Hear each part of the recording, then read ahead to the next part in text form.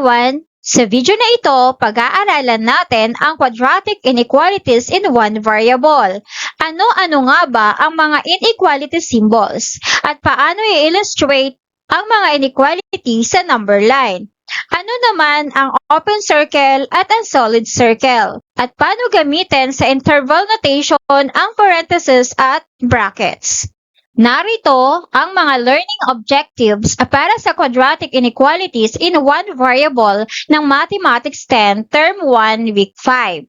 Number 1, illustrate quadratic inequalities in one variable in the number line. Number 2, solve quadratic inequalities in one variable and express solutions in various notations.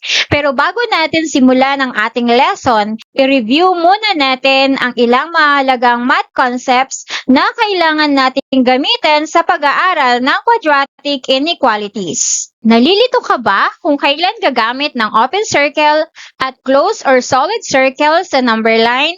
Paano naman ang parentheses at brackets sa interval notation? Kung oo, sa video na ito, matututunan natin ang iba't ibang inequality symbols, kung paano i-illustrate ang mga ito sa number line. Kailan ginagamit ang open at closed or solid circle at ang tamang paggamit ng parentheses at brackets sa interval notation. Ito ang mga pangunahing kaalaman na kailangan nating maintindihan bago tayo mag-solve ng quadratic inequalities in one variable. Sa mga nakaraang aralin, napag-aralan na natin ang expressions, equations, inequalities, and functions. Ngunit, ano nga ba ang pagkakaiba-iba ng mga ito? So, bago tayo magsimula sa quadratic inequalities, isa-isahin muna natin ang kahulugan at gamit ng bawat isa. Sa expression, ito yung combination ng numbers of variables at operation. Wala siyang equal sign. Sa equation naman, ito yung mathematical statement that shows two expressions are equal. So, meron tayong makikitang symbol na equal. Sa inequality naman, ang mathematical statement that compares two expressions using less than, greater than, less than or equal to, or greater than or equal to. Sa ang function naman, ito yung relation where each input has exactly one output. So, narito ang mga example nito. Sa expression, example, 2x plus 3. Sa equation, 2x plus 3 equals 11. Sa inequality, 2x plus 3 greater than 11. Sa function naman, we have f of x equals 2x plus 3. Sa expression, so wala tayong makikitang symbols. Pagdating sa equation, gumagamit na tayo ng equal sign. Sa inequality, gumagamit tayo ng mga symbol na greater than, less than, greater than or equal to, less than or equal to. Sa function naman, mayroon itong f of x or y. Pero sa video na ito, ang ating pagtutuunan ng pansin ay ang inequalities. So, narito ang mga inequality symbols. Ito ay greater than, less than, greater than or equal to, and less than or equal to. Ngayon, alam na natin kung ano-ano ang mga inequality symbols.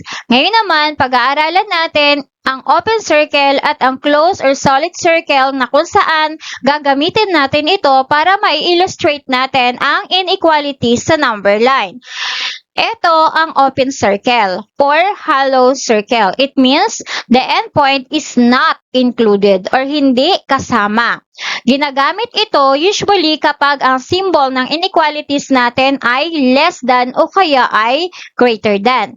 So, ito naman ang tinatawag nating closed or solid circle. It means the endpoint is included. Ibig sabihin, kasama.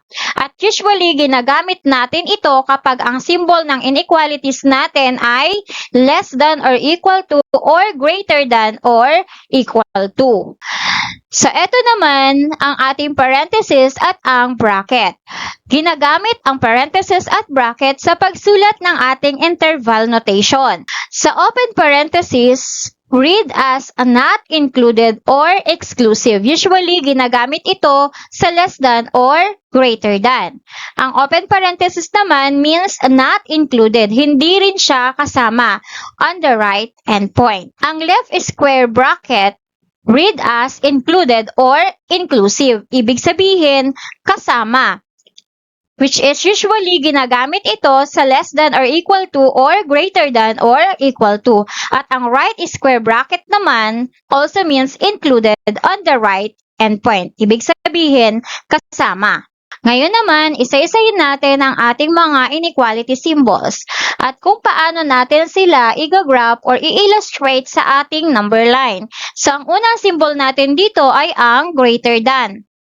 Example, x greater than 3. So, ano-ano yung mga numbers na greater than 3? So, ito yung mga numbers na 4, 5, 6, 7, 8, and so on. So, kung ilalagay natin sa number line, gagamit tayo dito ng open circle since ang symbol natin ay greater than. Ibig sabihin, hindi kasama ang 3 sa solution. So, greater than 3, we have 4, 5, 6, 7, and 8. So, ibig sabihin, ang shaded part ay ang papunta sa right direction.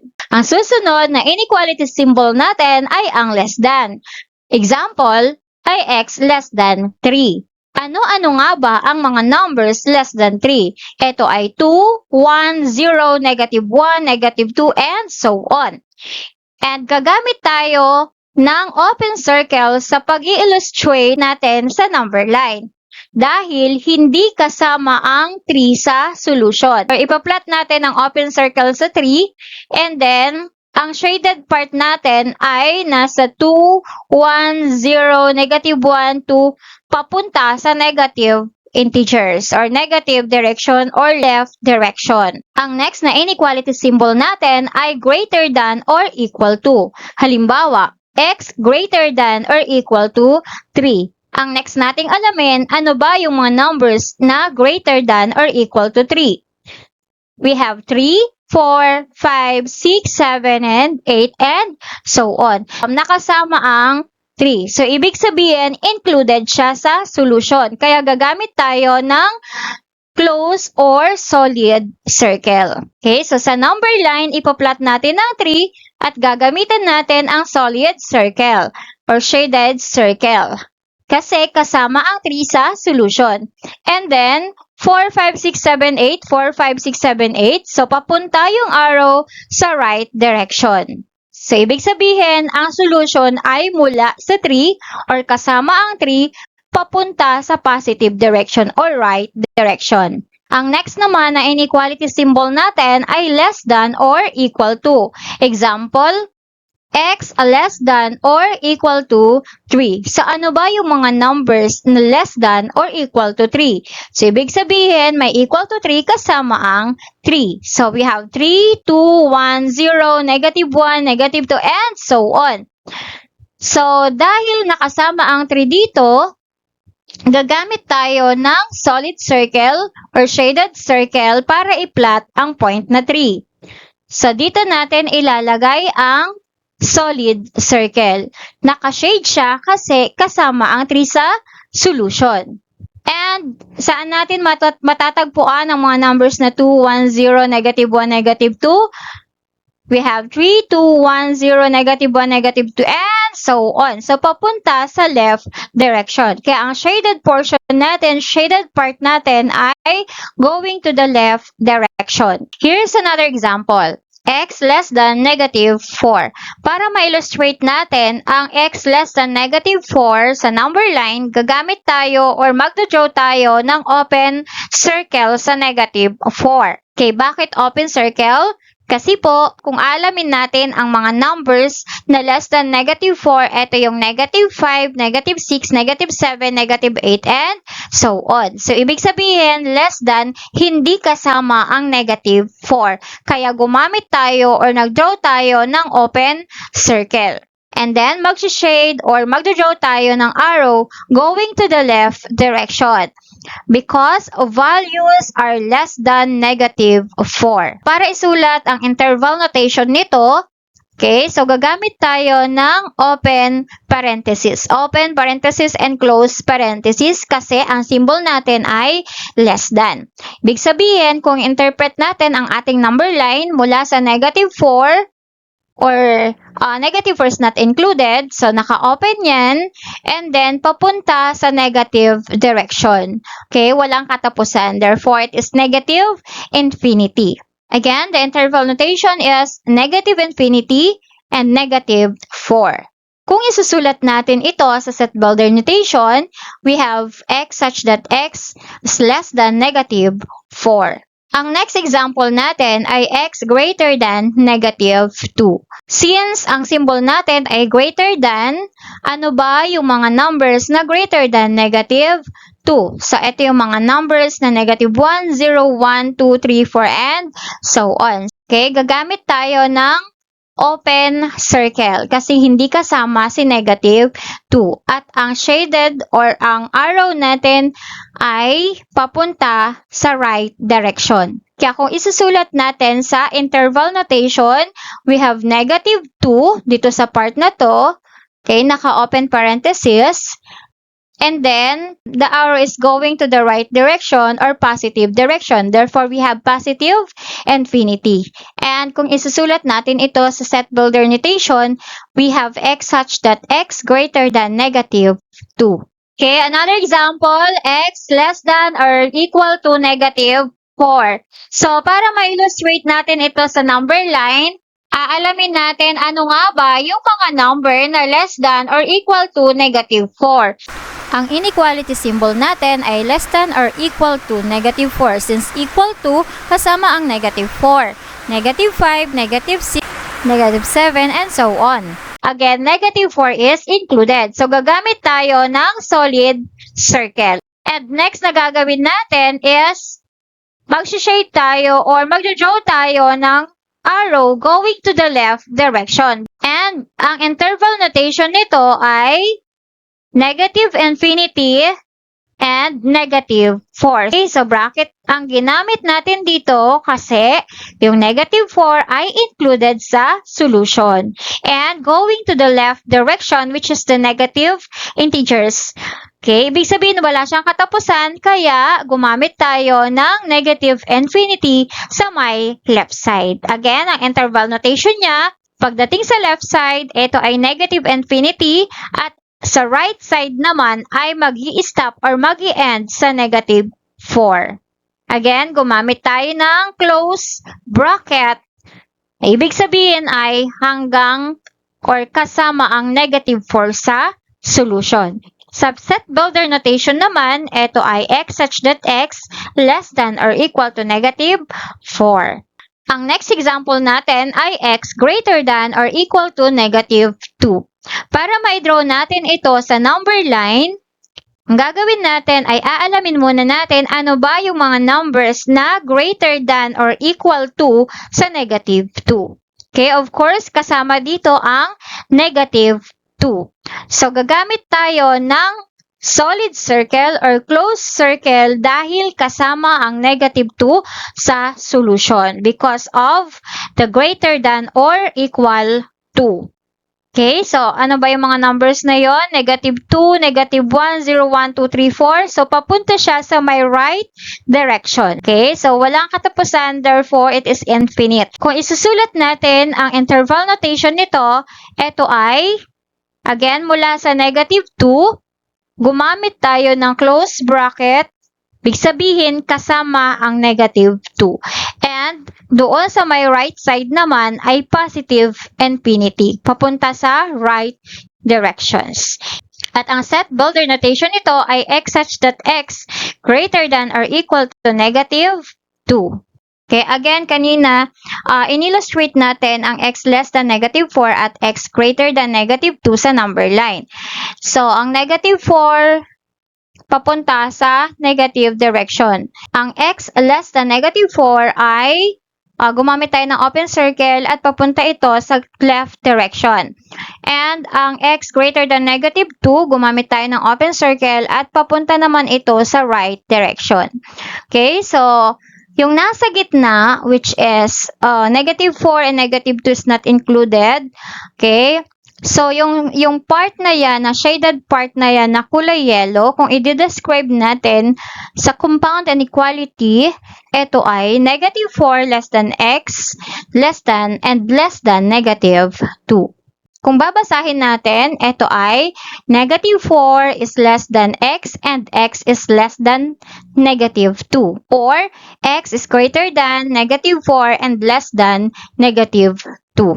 Ibig sabihin na yung x ay greater than negative 4 at less than siya ng negative 2. Okay, kung isusulat natin ito sa interval notation, okay, gagamit tayo ng parenthesis because negative 4 and negative 2 is not included. Less than or greater than kasi ang kanilang mga symbol. Ang boundary niya ay negative 4 sa left side at negative 2 sa may right side. At ang set builder notation niya ay negative 4 less than x less than negative 2. Another example, we have compound inequality which is pinagsama natin yung dalawang inequalities.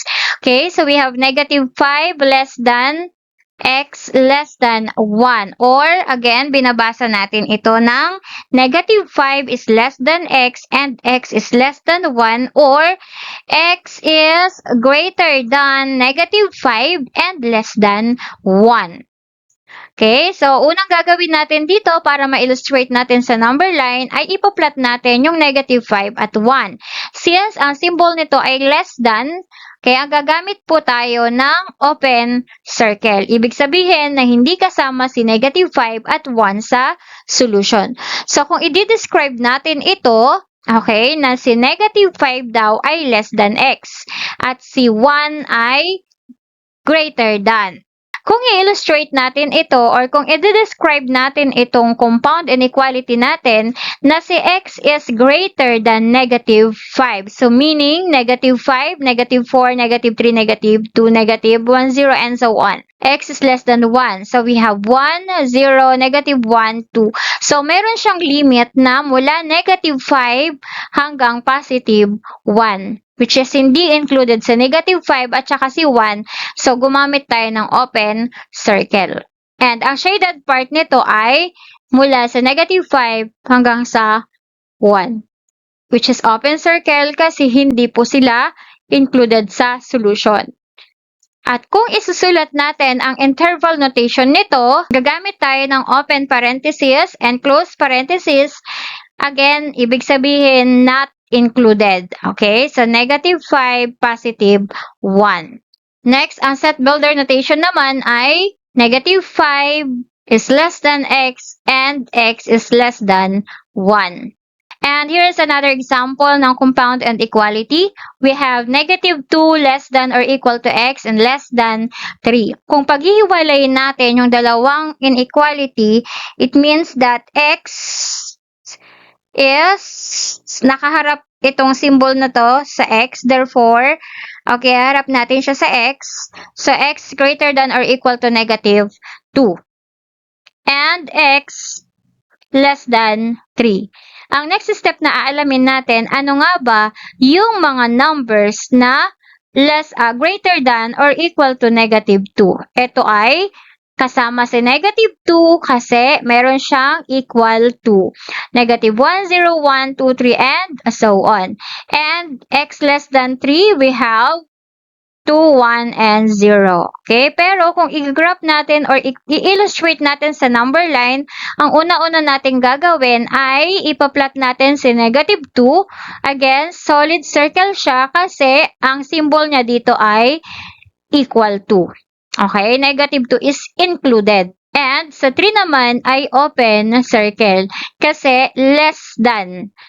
Okay, so ibig sabihin hindi siya included si 3. Okay, so mula dito sa negative 2 at positive 3 ang solution.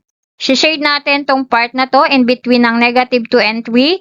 And then kung isusulat natin ang interval notation nito, and since gumamit tayo ng solid circle dito at kasama ang negative 2 sa solution, pagdating sa interval notation, gagamit din tayo ng bracket. It indicates na kasama si negative 2 sa solution. At ang nasa right side niya ay positive 3, which is, again, yung 3 is not included, kaya parenthesis ang ginamit.